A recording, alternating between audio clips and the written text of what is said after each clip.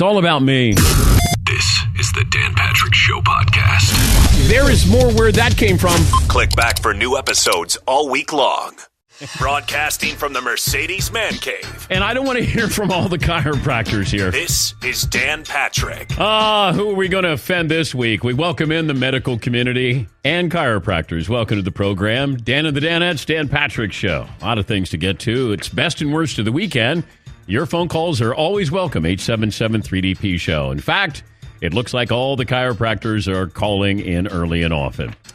McLevin will have a poll question for you. We got a stat of the day, a play of the day coming up. A little bit later on, we'll dive into, the summer of LeBron. This week is the calm before the storm, since it's another summer of LeBron.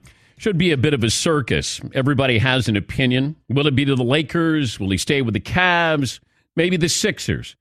None of us knows what LeBron is thinking. Now, everybody is speculating. That's the fun part of this. We're trying to build this super team. Even though it's not likely, we're trying to build this super team. We got to have a super team to compete with Golden State. I don't care if the money doesn't work out or the salary cap or the trades. Paul George maybe staying in Oklahoma City. Kawhi Leonard maybe staying in San Antonio. Maybe LeBron gets to L.A. and looks around and goes, wait a minute here. Who are these guys? And what's this LeVar Ball guy doing? I don't think we're letting all these the pertinent details get in the way of what could be a good story. And I'd love to have it wrapped up. I enjoy free agency speculation as much as the average NFL fan or NBA fan, but we've been talking about LeBron for months now.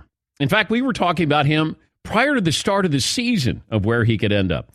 We're not going to have another one of those the decision, but it'll be a decision for LeBron James. And we have until the end of the week. I'm told that we'll have this wrapped up before the 4th of July, that LeBron is not going to be taking meetings, having pitches here, where a team comes in, like the Hamptons 5 with Kevin Durant. That's not going to happen. I don't think he's going to set up shop in some, remote location and have teams fly in and make their pitch to him. Doesn't sound like that. Sounds like LeBron is probably getting information on what's actually going on with Kawhi. I'm being told that he's reaching out to these players, which you would think is just logical, doing his due diligence here, reaching out to see, hey, Kawhi, what are you thinking? You know what? Look, I'm leaning towards staying here. That $200 million is hard to pass up. Maybe with Paul George. Hey, what's the story with Oklahoma City? You going to stay? You stay? Cool. Hey, tough to pass up the $200 million. Because LeBron, and I felt all along that maybe he stays one more year in Cleveland. And maybe he opts in for $35 million and stays one more year. And then sees what happens if Kawhi Leonard's up in 2019. Or if Paul George, ends up in Los Angeles. If somebody else is going to be available. But I think you have to look at this with LeBron's viewpoint. And that is, where is everybody going? And when are they going? When are they making their decision? And look, if I'm Chris Paul, I'm looking at that Houston situation going, are they going to give me a 5-year deal? And if I'm Houston, there's no way I'm giving him I'll give you a 5-year deal. If you can get LeBron here, we'll give you a 5-year deal. That's it. I'll give you a finder's fee for LeBron James, but I don't want to do this. I don't want to do 5 years for Chris Paul at that age. Although I would do 5 years at the same age for LeBron, not with Chris Paul. By the way, with the NBA awards tonight, James Harden will win the MVP. I like how we want to factor in the postseason. LeBron, on second thought, should win the MVP. Well, that's not the way it works. It's called a regular season and a postseason MVP. James Harden's going to win the MVP tonight. But LeBron had one of his best years, if not his best year, and he did it at the age of 33. But people want to combine the two. You have a postseason and regular season. You just make it at the end of the year. If that's the case, then chances are the guy who's on the team that wins the championship is going to be your MVP. And that's going to rule out some great stories that we've had. Karl Malone was great when he won an MVP. Barkley was great that year when he won an MVP. We've had guys who've won MVPs but didn't do well in the playoffs. I think, did Nowitzki win the MVP and then they bowed out in the first round, McLevin? Does that sound right? Right, and he did not win when he won the title, right? Yeah. So he had the wrong year. Yeah. But, people want to look at this and say, you should combine the two. James Harden, worthy of it, just like Russell Westbrook Jr. III. But as far as the league's MVP, the league still, the axis is LeBron. I mean, he makes everything spin. It's all about LeBron. No other player in the NBA. Now, does that mean he's the most valuable? Well, he's the most talked about. Value with everybody else when they come to town. There's value with that. Decisions that are made based off of LeBron James, nobody else. So every year you could look at LeBron and say he's a top 3 MVP candidate. So you have LeBron, you got James Harden, and you got Anthony Davis. Those are the 3 top guys for the MVP. There's another story that came out, too, and I do trust the validity of the story, and that is the 76ers were trying to package a couple of their first-round picks and Markelle Fultz to move up into the top 5. Now, I was told that there were 2 guys they loved. Who's our guy from Europe? Doncic. So they loved him, and they were looking at one other guy. I don't know who the other guy is, but we're trying to move up into the top 5, and they were going to package this. But the problem is with Markelle Fultz, you don't know his value. That's part of the problem here. Now, he has the yips. We know that. I think there's something that happened with the shoulder, but we don't know that, and that they were trying to trade, package a couple of these draft picks there. But they were going to move up, and if they could get one of these guys in the top 5, those were guys who were difference makers.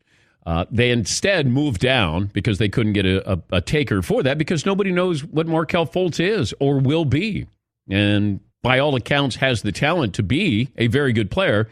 And there's also this, if we do trade him, does he develop under somebody else? And he might need to get out of that, atmosphere they have there.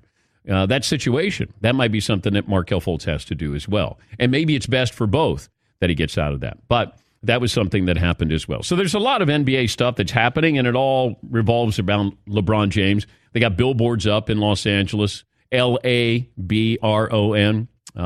So everybody, all right, everybody making, that's not bad. It's simple, to the point. Yeah. So you had Bruce Bowen, the former Spur, ripping Kawhi Leonard. Now, Kawhi got paid this year, right, for sitting out the entire year. He got paid. But Bruce Bowen was not happy. A former Spur on Sirius XM NBA radio. He said, first it was that you were diagnosed. You got $18 million this year. You think they were trying to rush you. You didn't play for most of the full season this year. And you're the go-to guy. You're the franchise. And you want to say that you didn't have your best they didn't have your best interest at heart. Are you kidding me? So I don't know how you mend that, but that's another storyline with Greg Popovich. How long is Popovich even coaching for? Does that factor in with Kawhi Leonard? Do they get along? The people behind the scenes with Kawhi Leonard, what role are they playing? So there's a lot of stuff that's going on there. So just things to keep an eye on this week. Also coming up, you have Julian Edelman. Edelman is going to have his appeal heard of his 4-game suspension. We're going to talk to Albert Breer, the Monday morning quarterback, about this. I had mentioned that there was a problem with the NFL Players Association where the breach of confidentiality. How did this get out with Edelman and what he was suspended for? Plus, it also throws this out. The Edelman is a steroid guy. He got a 4-game suspension.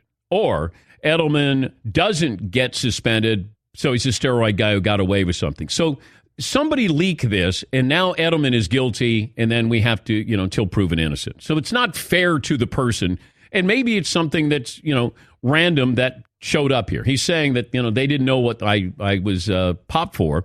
The Jameis Winston story as well, that there's the possibility of a 3-game suspension.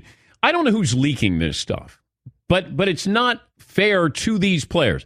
If Jameis Winston is guilty, then suspend him. If Julian Edelman's guilty, suspend him. But we're going on, 5-7 days later with Jameis Winston, 5 days later, and the possibility of a 3-game suspension.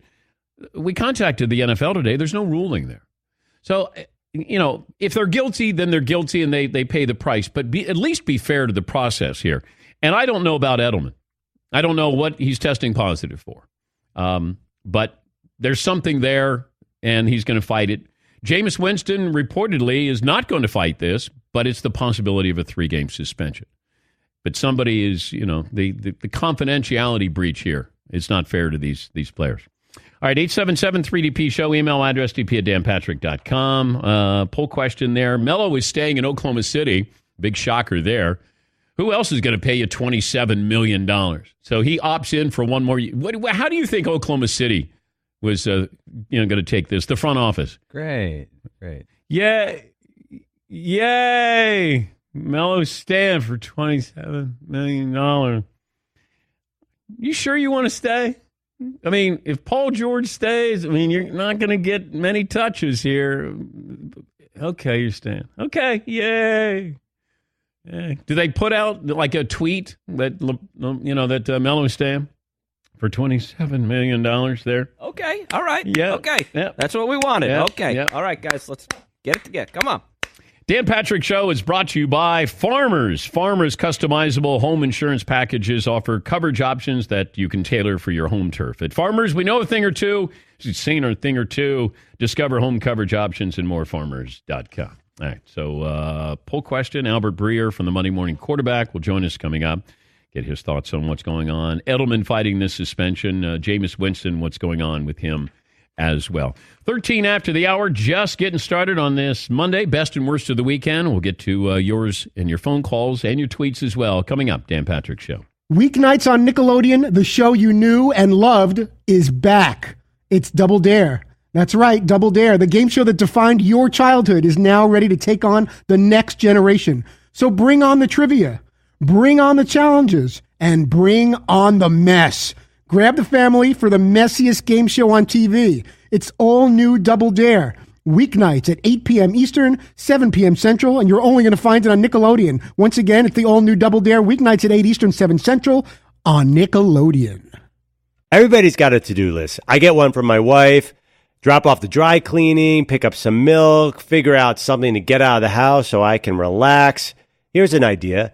Let's save hundreds of dollars on car insurance. The good thing, you don't have to drop off or pick up anything. All you have to do is go to geico.com, and in 15 minutes, you could be saving 15% or more on car insurance. Do you like extra money in your pocket? Do you like not having to drive somewhere to pick something up? This is the way to do it. It just may be the most rewarding thing on your to-do list today. That's geico.com. What a bizarre conversation we just had. During the live look-in, if you're watching on Audience Channel 239 DirecTV at the NBC Sports Network, I was not aware that the band Steely Dan, Walter Becker, the late Walter Becker, and Donald Fagen, their backup singers were known, they are known as the Danettes. Someone tweeted us they saw the Danettes perform this weekend with Donald Fagen and said they were awesome. I did not know. When did they add the Danettes? Have they always had the Danettes? Paulie? The I-Team has early reports, and the earliest we could find is 2014. The name Danettes had been... Now this is a preliminary report, Dan, not our official report. All right. As 2014, the name Danettes had been used in social media by the Steely Danners. Steely and the Dans. Okay. Yeah, see. Guess who's playing right near us at one of the casinos on July 8th? Steely Dan. Yes! And the Danettes with the Doobie Brothers. I think if there's... I'm hoping we can resolve this by then, so there's not some type of... Like turf war? Turf war confrontation. Yeah. Now, Reggie Miller coined the phrase Danettes, and that was years ago. That would be, I would guess, 08. The best guess would be 08 for Reggie Miller, the Danettes phrase. Okay. Yeah, I did not know Steely Dan. Great band, Steely Dan. Yes, McLeod. So the question is, which is a cooler job? Being a backup singer for Steely Dan, which is pretty awesome, or being on this show, which is also pretty awesome? Well, you guys tell me. Would you rather be backup singers for Steely Dan or be on this program? Do we get to be back in the 70s in the heyday of Steely Dan? I don't think these women were back in the heyday. That's reeling in the years with Steely Dan. 20 after the hour, 68 degrees. Walter Becker, Donald Fagen, the late Walter Becker, the great Donald Fagen. Give it to me, boys, at 96 Rock. A little bit longer on that. Got those tickets coming up for you next hour. Yeah. J-Lo in concert. Gonna love that. Maybe A-Rod shows up. Once again, Steely Dan. Your everlasting summer, you can see it fading down. So you grab a piece of something Yeah. that you think is gonna last. The one criticism, which is interesting about this band, is that they sound the same in concert as they do on their albums. But don't you want that when you go see somebody in concert? That they do sound, they're so good. They're actually that good at what they do. They're so good at what they do. They don't need auto-tune or any of that nonsense. That they are who they are on an album, CD, and they are the same in concert. Yeah, Fritzy. I hate in the concert they try to jazz it up or change the tune a little bit. You fell in love with those songs the way you heard them on the radio. We don't need some kind of new version of it. I like the fact that if you sound the same way you do on the radio. Not everybody feels that way. Not everybody. I remember listening to them back in the 70s. And even the black players on the basketball team loved the jazz feel to it. Like they were into Jefferson Starship and Steely Dan. Get back, Jack. Do it again. Yeah.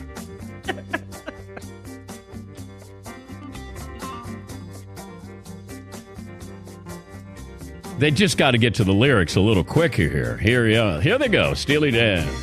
Yeah. Oh, no, the extended. Oh, do it again.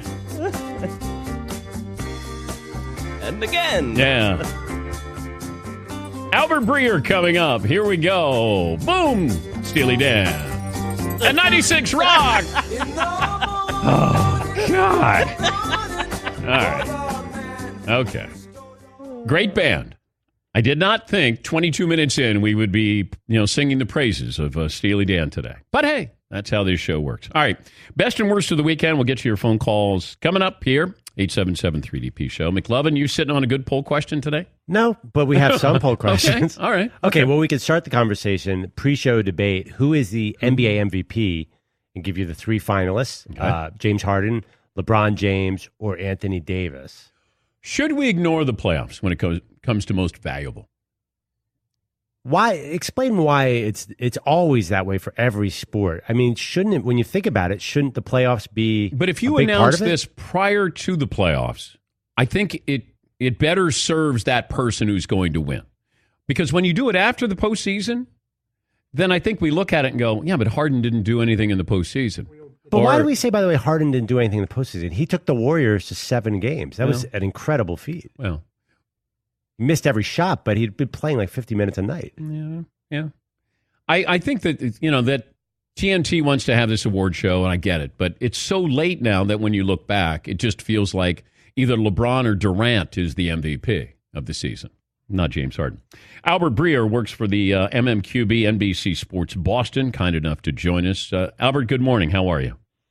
I'm good. How you doing, Dan? Good, sir. Let me start with Edelman here, and he gets his appeal heard today. Why is it a great mystery that even Edelman says he doesn't know what he tested positive for?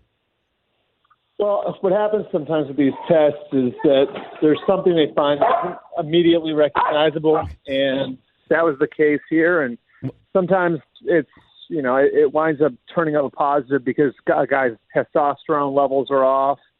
Sometimes it's, they find something when they look deeper into it. And so, what I can tell you, and I don't know exactly what substance he tested positive for, or if it was just that the levels were off and they flagged him on that. I do know the fact that the test didn't come back with something immediately recognizable is going to be central to his defense. And I also know it's not the first time that that's been a defense used by a player. And so we'll see whether or not it works for him. So his defense is going to be that he didn't know, or he doesn't know how it got into his system.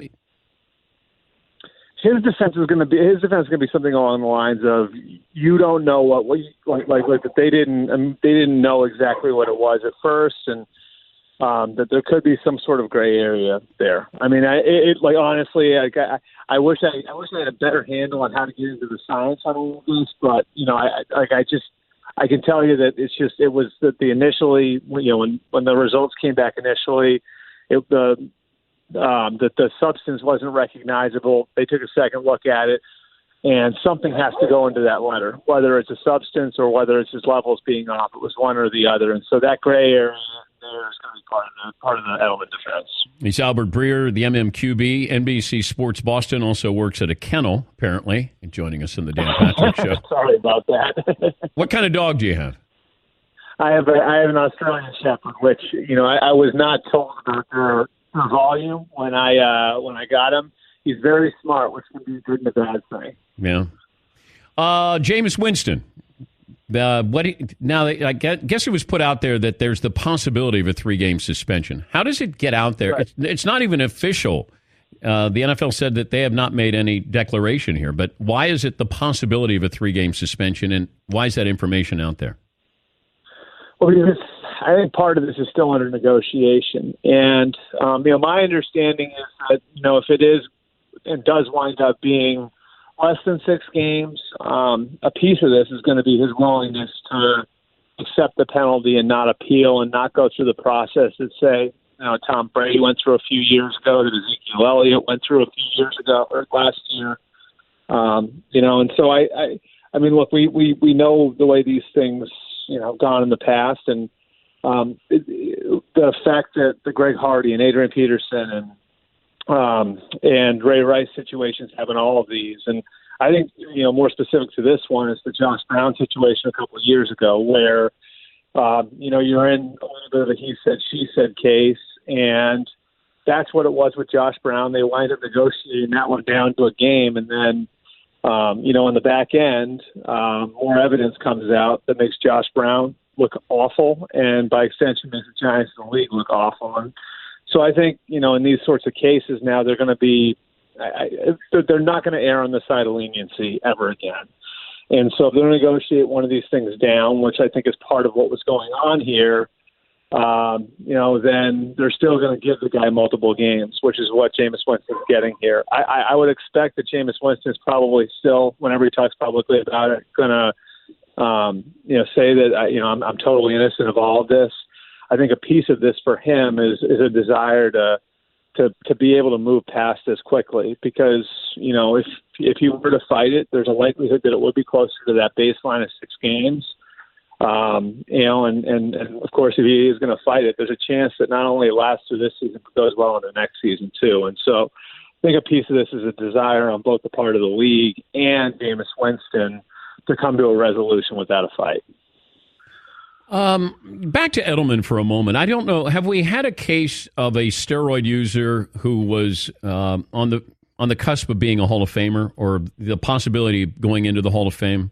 And what value does that have if you're a steroid user? Right? Rodney Harrison, who's probably Rodney should be up for the Hall of Fame with 30 sacks and 30 interceptions and a couple of Super Bowl rings. He tested positive.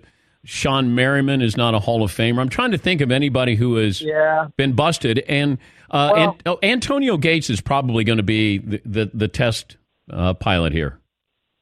Sure, yeah. I mean, I think Rodney pops into my head as one. Although, if you remember, his case wasn't a positive test. It was that he got something shipped to his house, and so that was a little bit different. But Rodney's case, as far as the Hall of Fame goes, is also. It was just, if you remember, it was like the Hall of Fame case for Rodney is a little bit more convoluted because he only made a couple Pro Bowls because of the fact that, there were people in the league who didn't like him and didn't like his style of play and all of that. I'm sure you've talked to Rodney about that in the past. I think with Sean Merriman, if I remember correctly, he was up for Defensive Player of the Year, and then the question becomes whether or not you can vote for him if he's got this on his record, and so it's interesting. Yeah, I mean, I think Antonio Gates would be one that would be a test pilot. I think Julian Edelman would be another one. And when you tie those three together, taking the Merriman case out of it, I think in every one of those cases, there's a simple explanation that I think a lot of us would subscribe to, which is player's been banged up a lot. He's in his 30s. And he's trying to get back and maybe reach to the point of frustration and decides to himself, I need a little bit of an edge to get myself back on the field. And look, I mean, Dan, I think you know as well as I do. I think the general public has, for the most part, been a little bit more understanding about that sort of thing with football players than anybody else, probably because of the nature of the sport. And the interesting thing is going to be whether or not, the Hall of Fame committee would adopt the same sort of, philosophy on that, where they would say, well, he had a lot of great accomplishments. through his 20s and into his 30s, and then he got popped making a mistake trying to get back into the field in his 30s. You know, are you going to look at him completely different and assume that he was doing it his whole career? Yeah. Or are you going to look at it and say to yourself, he was just doing that at the very end when he was hanging on? It's an interesting question to ask. I'll leave you with this. When should Colts fans feel good about Andrew Luck playing this year? Week one. I mean, I think it's week one.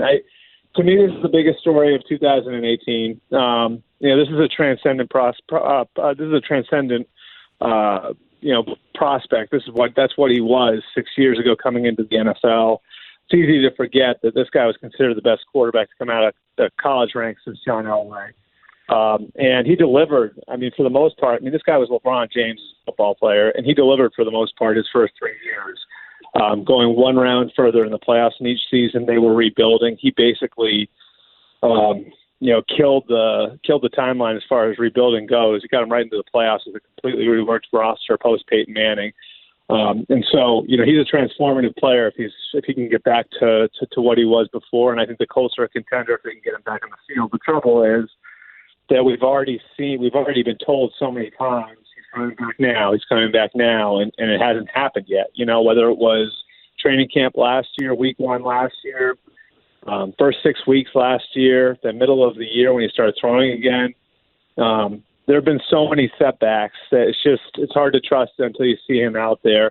And then the question becomes, Dan, if he can get back out there for week one, what percentage is he of what he was before? If he's close to what he was before, I think he changes the dynamic completely in the AFC. It's just really based on what we've seen over the last 18 months. It's hard to trust that he's going to get there until you actually see it for yourself.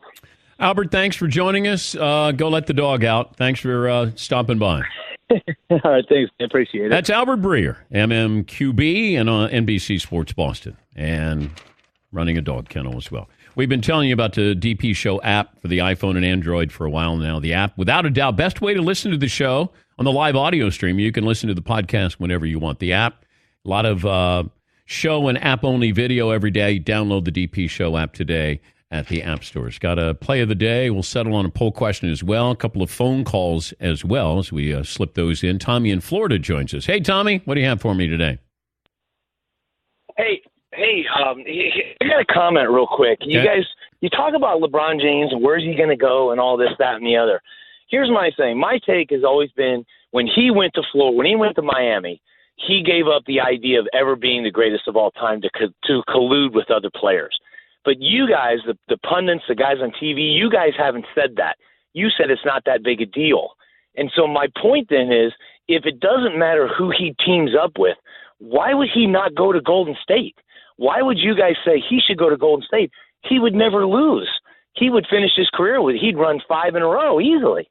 I don't get it. Well, ask Durant. I mean, Durant has faced that criticism joining Golden State. Now, if LeBron... And I agree that Durant said, okay, he's not the greatest, because the best players of all time don't do what these good... The players join them. You don't say, well, I can't beat you, so I'm going to go play with you, and that's how I'll win. That's what Durant did. I agree. But my point is that the punditry, guys like you on your shows and stuff like that, I'm not saying you're necessarily wrong, but no one on shows like yours or The Herd or wherever is saying, oh, he should definitely go to Golden State. And I'm saying that doesn't make sense to me. If it was okay for him to do what he did in Miami, why shouldn't he just go to Golden State? Well, I think there's the competitor in him as well. And that he went to Miami, he's friends with Dwayne Wade. The reason why he went to Miami is because of the media, because they kept saying you can't be the greatest player if you don't have any titles. I mean, that's why he left. Nobody was going to Cleveland. And LeBron's enough of a competitor that he's not going to, I mean, that wouldn't be any fun. That they would win, would they lose a game with him at Golden State? So he knows that the competitor in him wants to beat them. He's already beat them once. And he went to Miami because he's friends with Wade. He tried to get Bosh to go to Cleveland, and Bosh didn't want to go to Cleveland. And therefore, LeBron looked around and went, I can get to the finals with a ragtag group of people, players, and nobody's going to look at me as the greatest. And the only way you're looked upon as the greatest, or at least you qualify, is winning championships. Now he has 3. But the reason why you can be included now in the greatest is that third one that he won in Cleveland. The two in Miami have an asterisk by it. But LeBron's not going to go to, if he goes to Houston, he wants to go play with Chris Paul. If he's going to L.A., he wants to play with Paul George. So he's going to go to some place where he wants to play with people that he likes. But joining Golden State? No. I would have a real problem if he did that. Because the competitor in him, I would think, would make him better than that. That he would want to go against them and beat them instead of join them. Now, you could look at Durant, and Durant, they're up 3-1 against Golden State and lost, and he joins Golden State when they won 73 games. And that's going to stay with Durant the rest of his career. Durant's had, all these cryptic messages. Remember, he said, it's harder to be great on a great team than it is, standing out being great on a bad team. And it felt like he was saying, hey, LeBron is viewed as greater than me, but he's on a bad team or team is not as good as mine. But hey, it's tough for me to stand out on a great team because I got great players around me, which, I don't know how he came up with that logic, but that's his logic. He's still trying to spin this. Instead of just saying, I left, I wanted to win championships, I wanted to have fun, I wanted to get away from Russell Westbrook Jr. III, deal with it. But he doesn't say that. If LeBron goes to L.A., and he's trying to build a super team, he wants to build a super team to beat Golden State, not join an already super team there. All right, more phone calls. Play of the day coming up next. Stat of the day as well. It's best and worst of the weekend. Your phone calls coming up. I'm going to let you in on a little secret, all right? And I don't know, maybe it's not a secret. You probably already know this and you just ignore it. But the truth is, most of us are brushing our teeth wrong for not long enough and forget to change your brush out on time. I mean, how often do you really change your toothbrush? You wait for it to get all bent and curly, and then if you happen to remember when you're out at the supermarket or, the convenience store, you're like, oh, yeah, that's right, I need a new toothbrush. That's why you have to get Quip.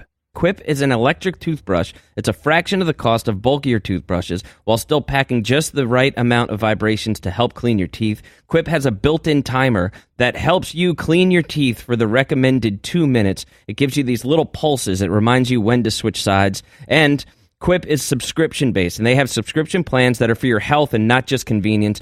They deliver new brush heads every 3 months for just $5, including free shipping worldwide. And right now, we've got an awesome deal for you. Quip starts at just $25, and if you go to getquip.com/Dan right now, you'll get your first refill pack free with the Quip electric toothbrush. That's your first refill pack for free at getquip.com/Dan. That's GETQUIP.com/Dan. GETQUIP.com/Dan.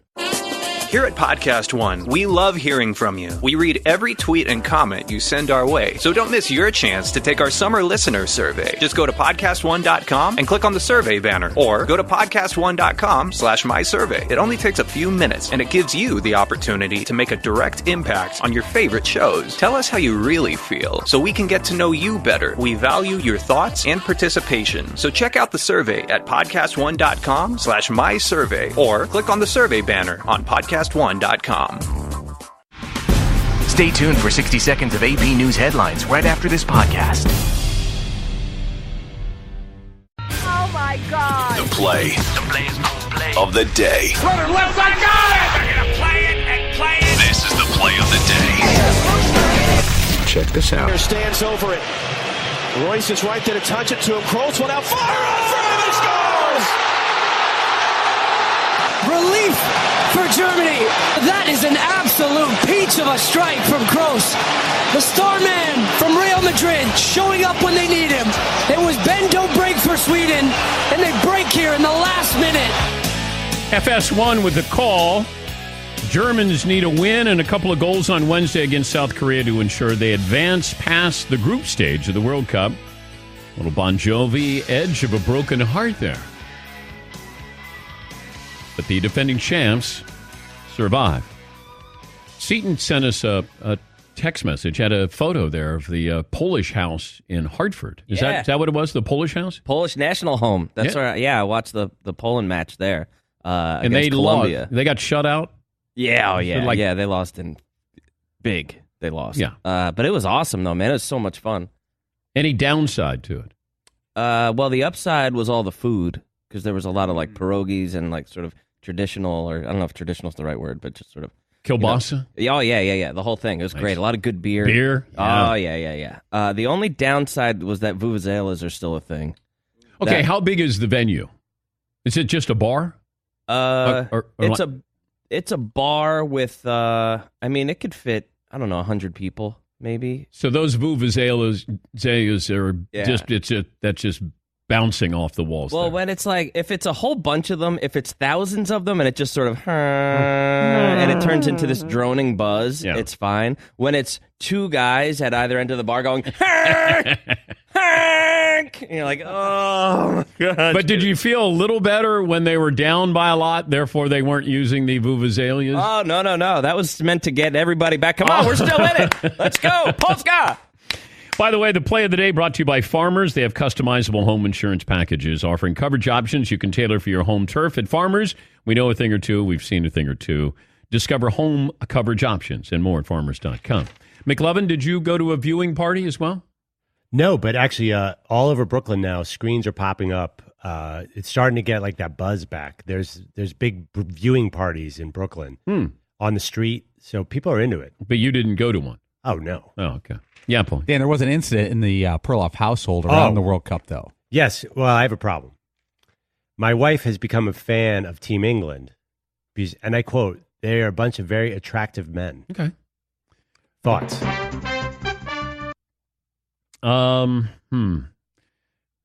Attractive is the key word there. Yeah, handsome would have been fine. Yeah. Good looking guys. Yeah, she would leave me for Harry Kane. Harry Kane! I told her that you always say it like that. She's like, what? But every time I hear his name, he scored a goal and he had a hat trick. And then I just love, it's never Kane. It's Harry Kane. Yes, they have a guy named John Stones. What a great name. Oh, Stones. He's got stones. Oh, yeah, he does. Yeah. Yeah, he doesn't flop. He just gets back up. John Stones. Call him the Stoner. Hey, Stonesy. Harry Kane. Harry Kane. Yeah, I love Harry Kane. All right, a couple of phone calls here. What's poll question we're going with today, McLovin? We're going to start out with MVP, and then we're going to switch it in hour 3 for NBA, because the awards are tonight. So we're going to start out with who should be the MVP. Just get a baseline, Harden, LeBron, Anthony Davis. And then we're going to decide what second-tier award would we want to win. Okay. Which we've done before, but it's always fun. Would you rather be six-man, come back? We'll dive into it. Okay. NBA awards tonight, Dan. Yes. Doug Gottlieb texted me to say you forgot about Robert Mathis. He tested positive for steroids. See, that's why we don't even care about it with the NFL. And until it's a quarterback, I don't know if anybody really cares. But Robert Mathis is a Hall of Fame caliber player, suspended 4 games for PEDs. Now, that's 2004. He took a fertility drug. Oh, boy. Is this the Manny Ramirez fertility drug? Clomid? Not approved by the FDA for fertility in males, and is a performance-enhancing drug that it's been prohibited for years. So, yes, Paul. What do you think the reaction would be if Julian Edelman, after testing positive, came out and said, you know what? I'm 32 years old. I'm beat up. The only way to stay in this league for a couple more years is to get help. I did it. I did to come back from injury. And that's what a lot of us need to do to stay alive in this rough sport. And just completely admitted it. Do you think people would kind of say, understand? Yeah, but didn't Andy Pettitte do this? Yeah, and people barely remember that he got popped. Well, yeah.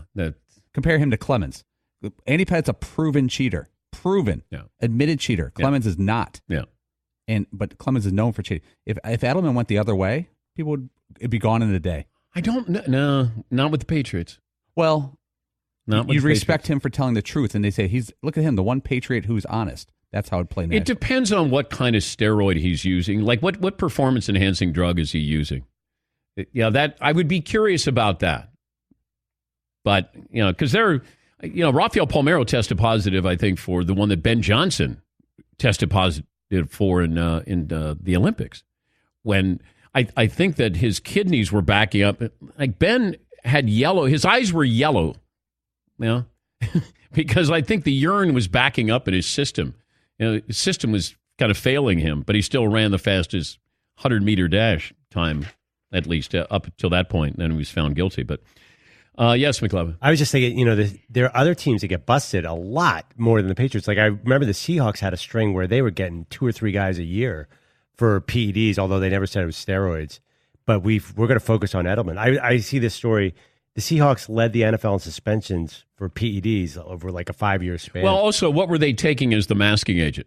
Well, they were saying then they would come out and say maybe it's Adderall or maybe it's something else. Yeah, there were a lot of guys on Adderall. Yeah, that's the thing with the NFL. Because they never say what the drug is. Is that one of the reasons we let NFL go? Because there's so much mystery about what they're actually taking. I don't know if it's that as much as I would be taking whatever I could to play. It's just different with football than it is with baseball. We look at football differently. But I think if Edelman just came out and said, look, you know what? I took this and I tested positive. I'm trying to come back. I'm 32 years of age. And, I wanted to come back to be able to play. I tried to speed up the process. I cheated the system, and I'm going to pay the price here. I don't think people are going to go, boy, I really admire your honesty here. It's because he's a patriot. And I don't think people are going to go, yeah, I'll accept that apology. Yeah, McLevin. But for years in MLB, did they take greenies or what? The speed? Yeah. So maybe he can sort of quietly claim it was speed or something that wasn't a steroid. Then we don't mind the greenies, right? I don't know. Because the NFL, it's secretive, so say whatever you want. All right, some phone calls here. Steve in Tampa joins us. Hi, Steve. What do you have for me today? Yes, sir. First time, long time. 5'6", a hard 155. I got a question about Winston's future. I'm a long-time Buccaneer fan, and it's really upsetting to see what's going on. And yep. If he comes back 0-3, the first 3 games are really tough on us with the Steelers and the Eagles and the Saints, I believe. And he comes back with 0-3 and have a losing season. What is his future looking like? Well, I wonder what his future is in the first place because, he's run out of excuses here. And if he's going to be suspended from anywhere from 3 to 6 games, do I want to pay him $21 million, which I guess in quarterback currency, that's not a bad salary to have. I just don't want him as the face of my franchise. I just have questions about him. I think he's talented. If you go back to when they were drafted, when it was all Winston or Mariota, and I said, Winston will have better numbers to start, but Mariota will be the better quarterback. And I still feel that way. But Jameis Winston with just maturity, and you want him running your team? And the answer is no, I do not. I don't care how talented you are. It always feels like you could get that phone call late at night and, did you hear about Jameis? You're not going to hear about that with Mariota. And, I also think that Marcus is a very good quarterback as well, or at least the potential to be a very good quarterback. John in Indiana. Hey, John, what do you have for me today? I have 2 bests and a worst. All right. Number 1, driving by your studio on Sunday afternoon on the way to the Basketball Hall of Fame. Number 2, my Reds winning their 7th straight. My worst, not seeing a Danette. Oh, well, sorry. It was Sunday, though. Sorry, John. Yeah, you wouldn't see us on Sunday. You might see me on Sunday because I work hard and I work, days, the days that the Danettes aren't here, I'm here. Great. Thank you, John. Thank you. Come in, maybe during the week, and you might see a Danette sighting. Let me see. What else do we have here? David in Fort Lauderdale. Hey, David. Hey, how you doing this morning? Good, David. I had a worst and best of the weekend. Okay. My worst is I went to the Hall & Oates concert last night. They did exactly what you said. They played like 7 to 10 minute jam sessions instead of the regular song. And then for my best of the weekend, they came here with Train, and Train was really good. It was really cool. Yeah, Pat Monahan is good. Yeah, thanks for the phone call there. Yeah, I don't like the jammy thing there. Just play the hits. I'm sorry, you guys might be bored playing the hits. We're the one paying, come to go and see you there. Bands do it. Hey, we got a different version of this, or here's a 7-minute version of Hold. It's the Calypso version of. Yeah, that's not good. Not good. That's just not. I don't need it. Just play the hits. That's what I came here for. All right. Going to zero in on a poll question here. 877-3DP show. It's Monday, and it's best and worst of the weekend. We'll get your phone calls, more phone calls coming up. And also, we'll give you our best and worst of the weekend coming up next here on The Dan Patrick Show. Hey everyone, it's Scott Braun and Kelly Nash from MLB Network here with our new show, Baseball and Chill, exclusively on Podcast One Sportsnet. Kick back with us each week as we cover all of the action on and off the diamond with player interviews and in-depth storyline analysis of what's happening in Major League Baseball. Relax with us every Tuesday on Baseball and Chill right here on Podcast One. Download and subscribe to new episodes exclusively on Apple Podcasts, PodcastOne.com, and the Podcast One app. Also, rate us, leave us feedback. We'd love to hear from you. Yeah, we would.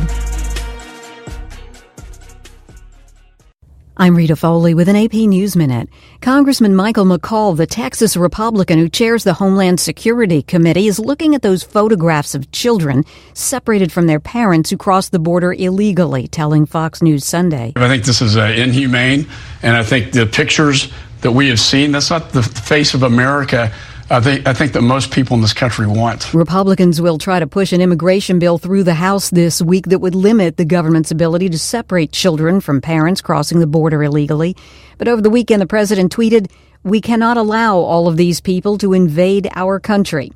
Thousands of people are evacuating a Northern California neighborhood about 100 miles north of San Francisco because of wildfires. What we're doing is attacking the fire directly on the fire's edge, trying to contain it as quickly as possible to restore normalcy and get people back into their homes as soon as possible. CAL FIRE spokesman Jordan Mata talking to KGO-TV about the Pawnee fire.